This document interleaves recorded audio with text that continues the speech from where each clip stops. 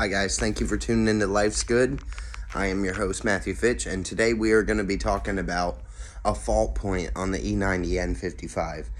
And I thought I had done all of my maintenance for the cooling system and had everything taken care of, but there was one small little piece I didn't think about. So I went ahead and I bought a bunch of stuff to make sure it's reliable, so when I'm dusting motherfuckers on the interstate, I don't have to pull over and look stupid. But anyways, let's talk about it.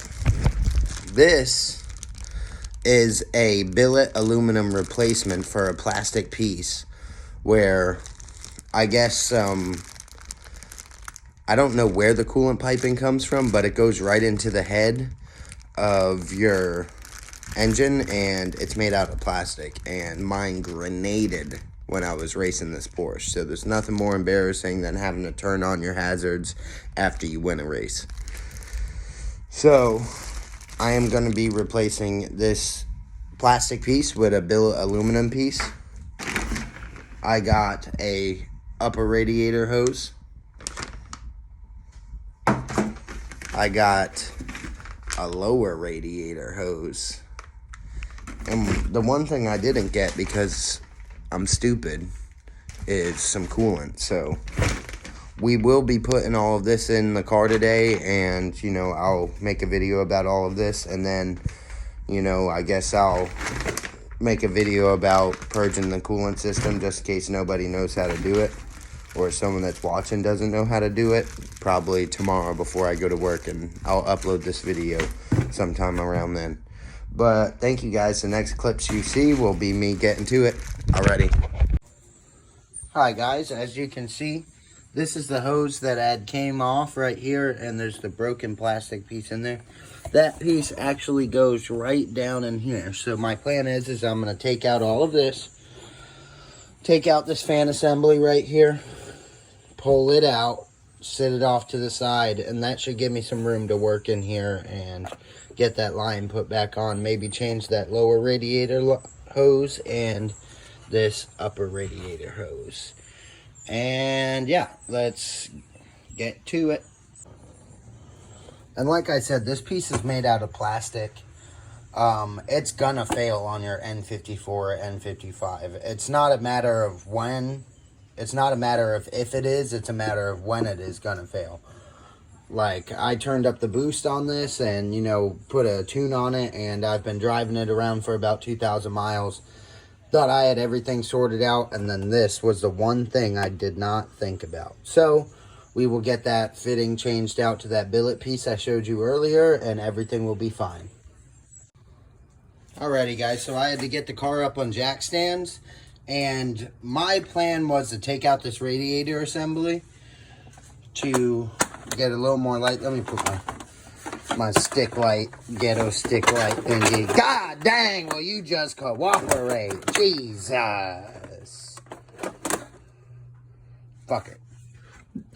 But anyways, this is the hose. This is where's my camera at? That is what we're replacing right there. This broken guy in here. I already took the pieces out of here. It's actually right here. That's a broken piece that was inside of the hose. We got our billet piece in the box, so I'm gonna go ahead and get these out. This was two 10mm bolts, and if you have a oil cooler like me right here, there's going to be a T25 at the bottom of your fan assembly. So make sure you take that out. It won't slide out. And it is pretty tight in here. So when you're putting your fan assembly back, make sure that you don't nick or, break anything. Make sure that you're being real gentle and using your due diligence to make sure it goes in back to place. And I'm pretty sure these are torqued down to 6 Newton meters when you are done. So that's some good information for you. That's what someone told me on a forum. I'm gonna trust them. I really don't care. I would have just ooka-dooka'd it if no one told me. So alrighty guys, I'm gonna get back to it. And tomorrow I will be getting some coolant, and hopefully we will be getting this old girl back on the road. Alrighty guys, so you can see this piece is made out of very, very questionable plastic. Like, it was already starting to fail inside and out. I mean, look at it. God dang. Like, it's some, like, weird composite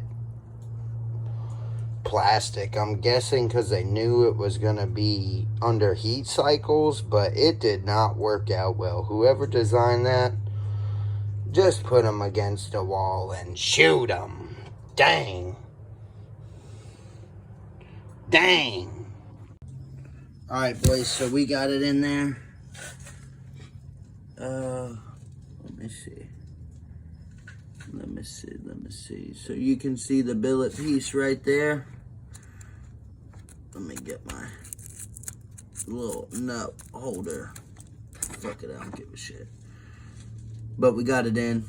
I was gonna change this lower and upper, but seeing as I do all my work anyways, and they both feel good, and they both look dry and okay, I'm just gonna let that ride, and when they break, I have both of them right there, so whatever, let's let it ride.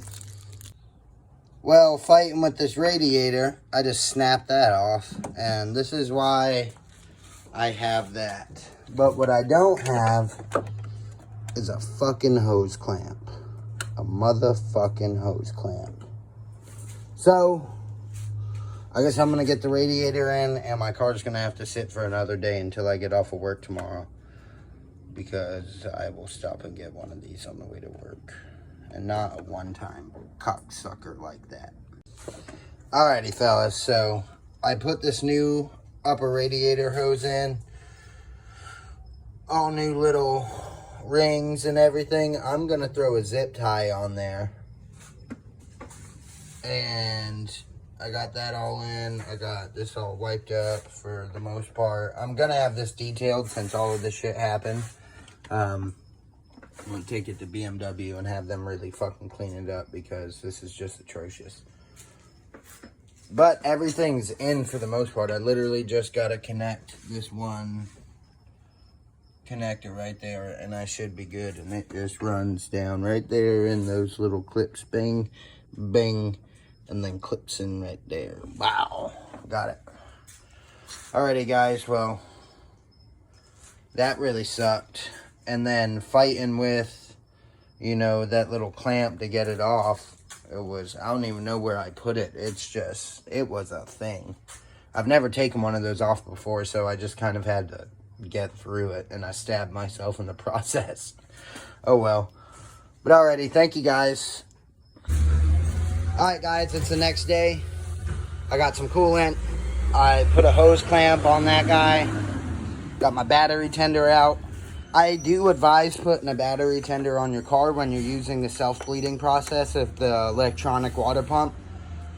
The last thing you want to do is your battery not to have enough amperage or something and it not properly bleed the system, or it stop bleeding mid-process and then you're going to be using a battery tender anyway to try to charge your battery back up and redo the process. So just do it from the beginning.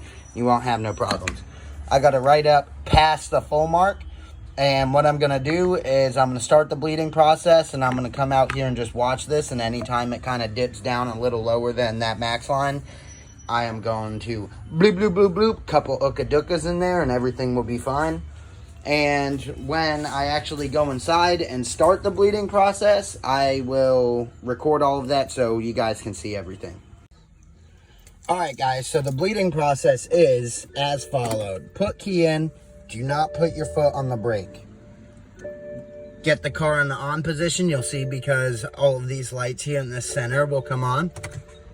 Boom, on position. Heat all the way on, fan on low, headlights off,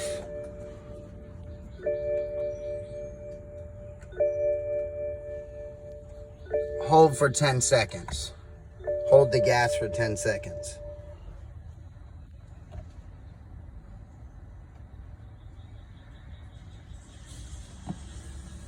And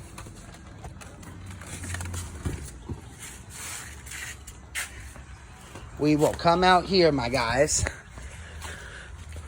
and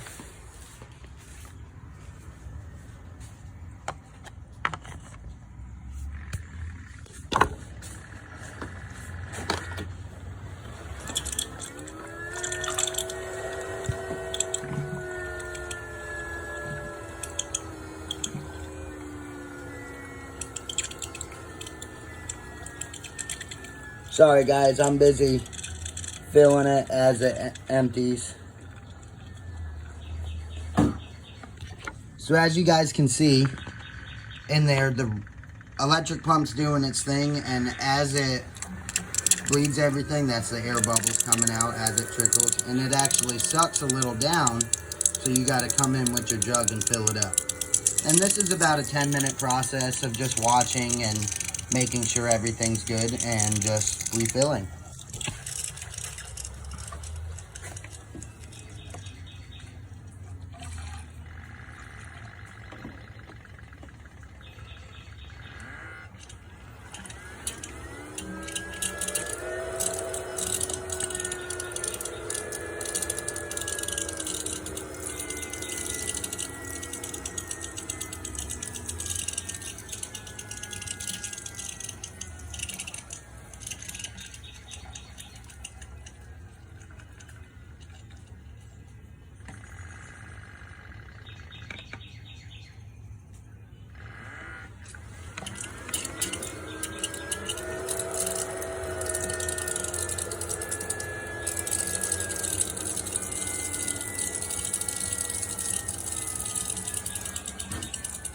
And as you guys can see, the stream's getting a lot stronger, which means that there's less and less air bubbles coming through.